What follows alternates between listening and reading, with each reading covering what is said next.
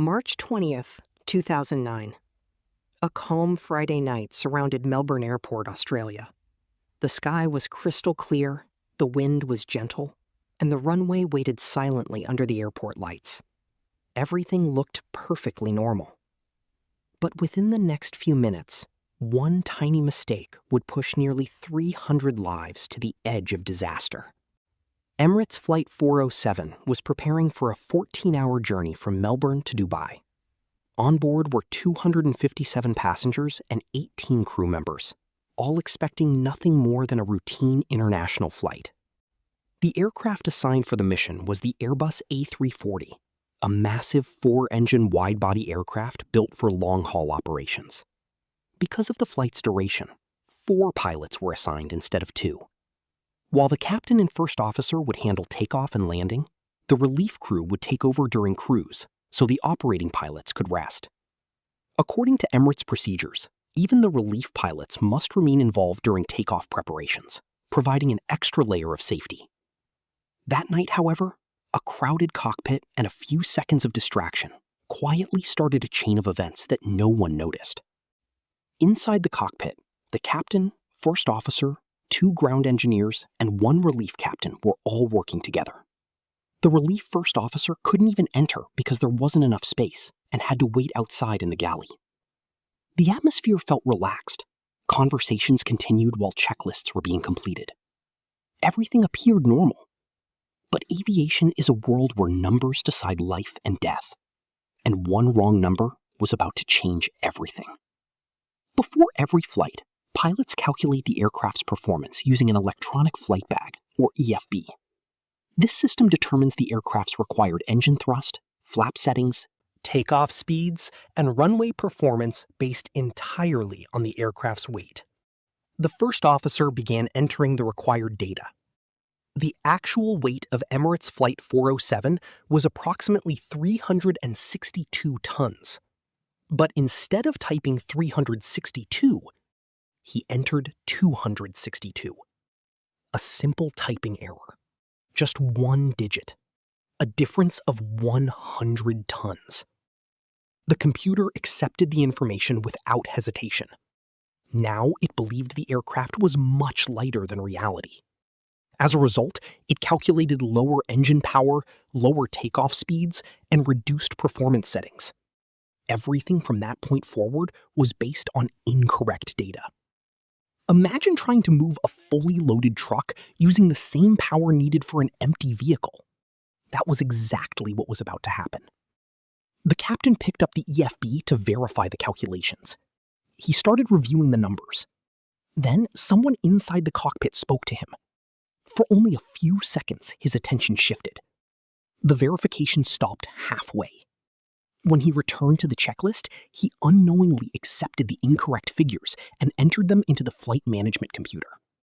Now, the aircraft itself trusted the same wrong information. Meanwhile, passengers settled comfortably into their seats, completely unaware that a small typing mistake had already transformed their flight into a potential catastrophe. Soon, the aircraft pushed back from the gate, even 7 minutes ahead of schedule. Its 4 Rolls-Royce engines came alive as the enormous Airbus slowly taxied toward runway 16. The first officer would be the pilot flying, while the captain monitored every step. During taxi, the flaps were selected to position 1. For such a heavy aircraft, pilots normally use higher flap settings to generate additional lift, but because the computer believed the aircraft was much lighter, flap 1 appeared completely normal. Another incorrect decision had now been accepted. The aircraft lined up on the runway. The engines increased power. The takeoff roll began. At first, everything seemed routine. The aircraft accelerated, but more slowly than expected. Still, nobody reacted.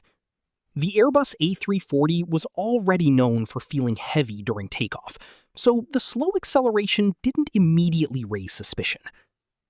The runway lights rushed past. Speed continued increasing.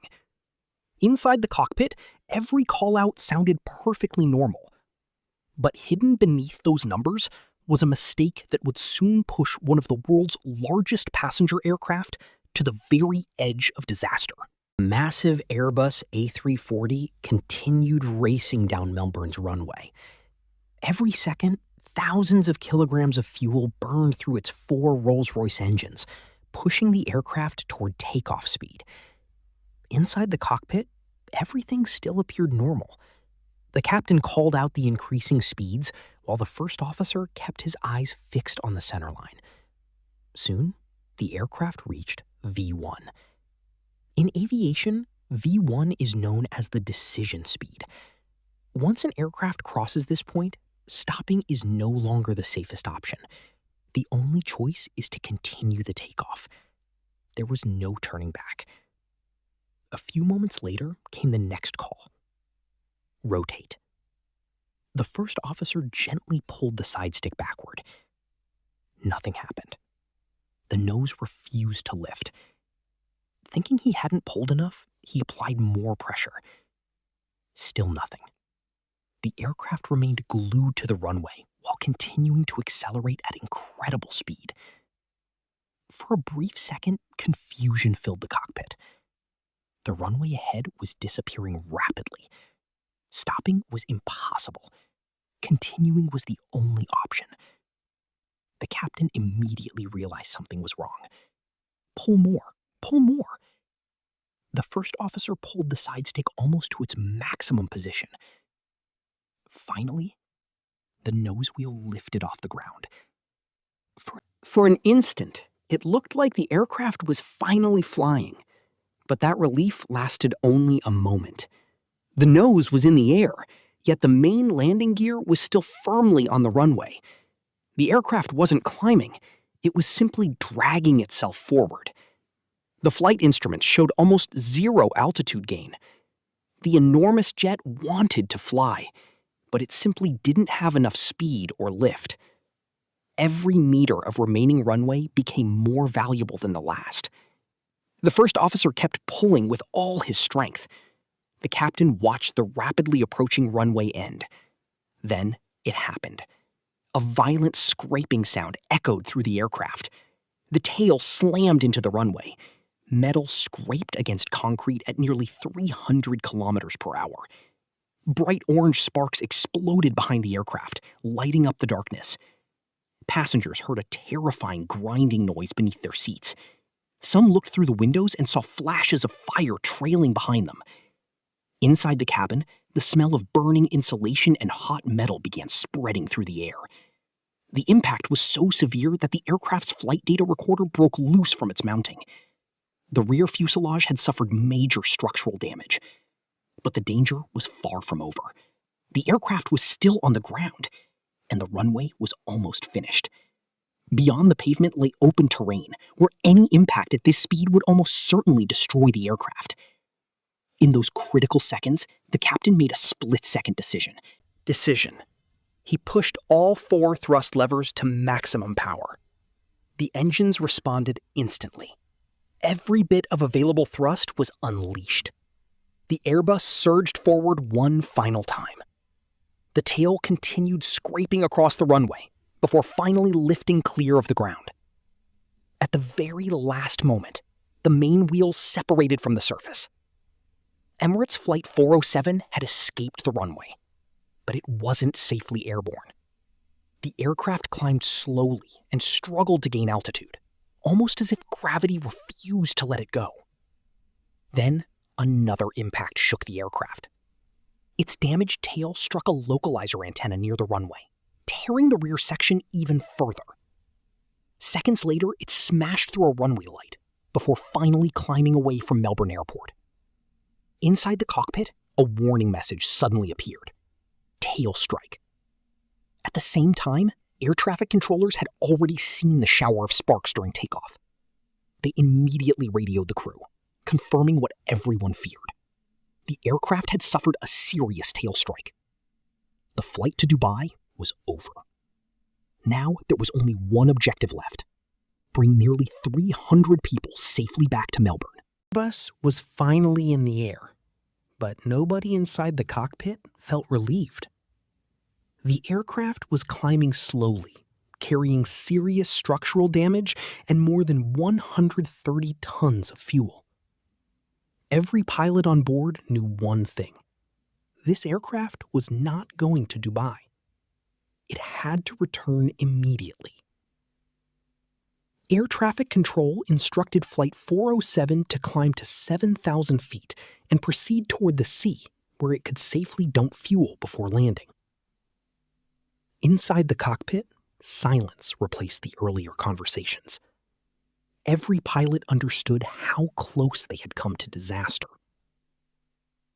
Then, while preparing the fuel dump calculations, the first officer reopened the electronic flight bag. He looked at the takeoff page. For a few seconds, he simply stared at the screen. The aircraft weight displayed there was 262 tons. His face turned pale. The actual weight was 362 tons. At that moment, he realized the truth. A single typing mistake had almost killed nearly 300 people. There was no time for regret. The priority was survival. Suddenly, another problem appeared. The relief pilot noticed abnormal cabin pressure indications. Captain, the aircraft isn't pressurized. The tail strike had damaged the rear fuselage, allowing air to escape through openings created during takeoff. Without proper pressurization, climbing to higher altitudes could become extremely dangerous for everyone on board. The captain immediately picked up the radio. Pan, pan, pan, pan, pan, pan. Unlike a mayday call, a pan pan declares an urgent situation that requires immediate assistance but is not yet considered life-threatening. Melbourne Air Traffic Control instantly cleared all surrounding traffic and gave Flight 407 complete priority. Emergency vehicles were positioned beside the runway. Fire crews prepared for a possible crash landing. Inside the cockpit, another difficult decision had to be made.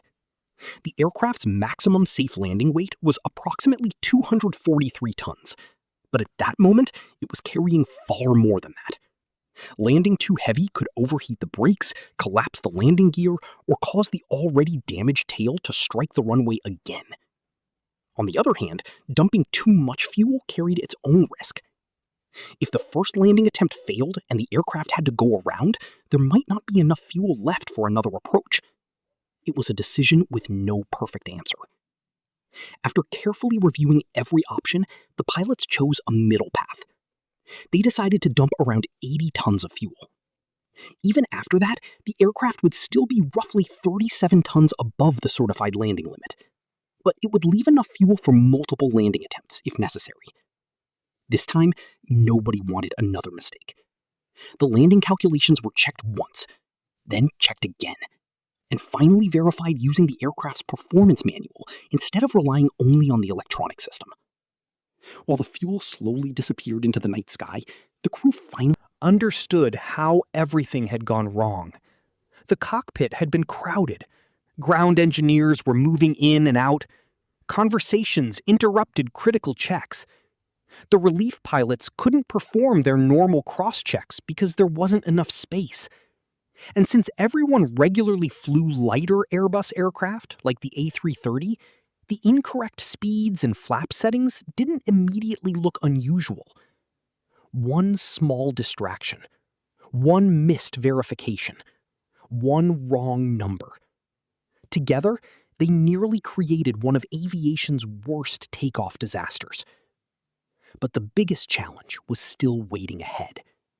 The damaged Airbus had to land safely. As Flight 407 circled above Melbourne, fuel continued pouring from the aircraft.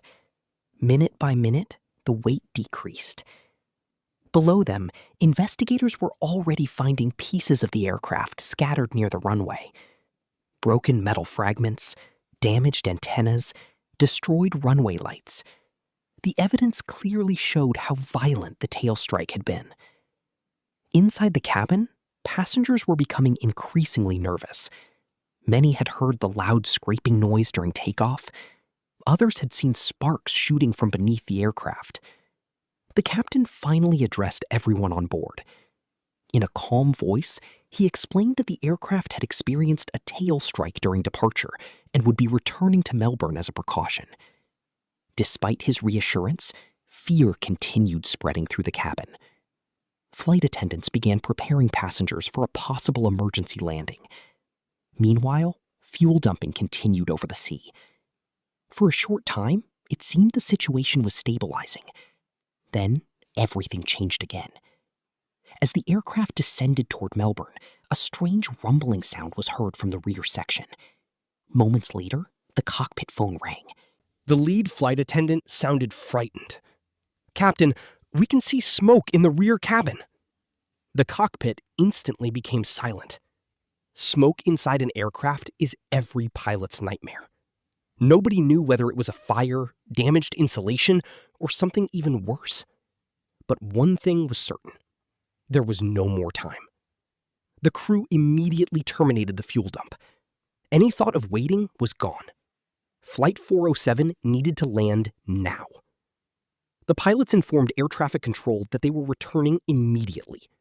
There would be no delays, no extended approach, no second guessing. The nearest suitable runway was runway 34. Although conditions were not ideal, the crew decided it was their best option. The aircraft was still overweight. The tail section was heavily damaged, and strong winds threatened to make the landing even more difficult. Yet there was no alternative. Emergency vehicles lined both sides of the runway. Firefighters waited for the aircraft to appear out of the darkness. Inside the cockpit, the captain reviewed the landing one final time. Everything depended on the next few minutes. Landing gear down. Flaps set. Final approach established. The lights of runway 34 grew larger through the windshield. Every person on board was focused on a single goal: touch down safely. At 11:30 p.m., Emirates Flight 407 crossed the runway threshold. Seconds later, the wheels slammed onto the pavement. The captain immediately applied maximum braking and reverse thrust.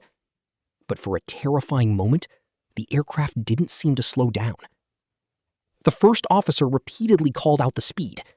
It remained dangerously high. The heavy aircraft continued racing toward the end of the runway. Again, disaster seemed only seconds away. Then, gradually, the speed began decreasing. Meter by meter, second by second. Finally, the Airbus came to a complete stop. The aircraft had survived. Emergency crews rushed toward it. Everyone waited for the worst. But after a full inspection, the rescue teams delivered incredible news. There was no fire. All 257 passengers and all 18 crew members were safe. Nearly 300 lives had been saved. Investigators later concluded that the entire incident started with a single incorrect weight entry during pre-flight calculations. One number, one distraction, one missed verification. That was all it took to nearly destroy a modern airliner. Following the accident, major safety improvements were introduced across the aviation industry. Modern systems now monitor takeoff performance more aggressively and provide warnings when aircraft data appears incorrect. Additional cross-check procedures were also introduced to reduce the chance of human error. Because of those lessons, an accident like Flight 407 is far less likely today. But its story remains one of aviation's most powerful reminders. In the cockpit, disasters rarely begin with explosions or dramatic failures. Sometimes they begin with a single keystroke. And on the night of March 20th, 2009, that single keystroke almost changed history forever.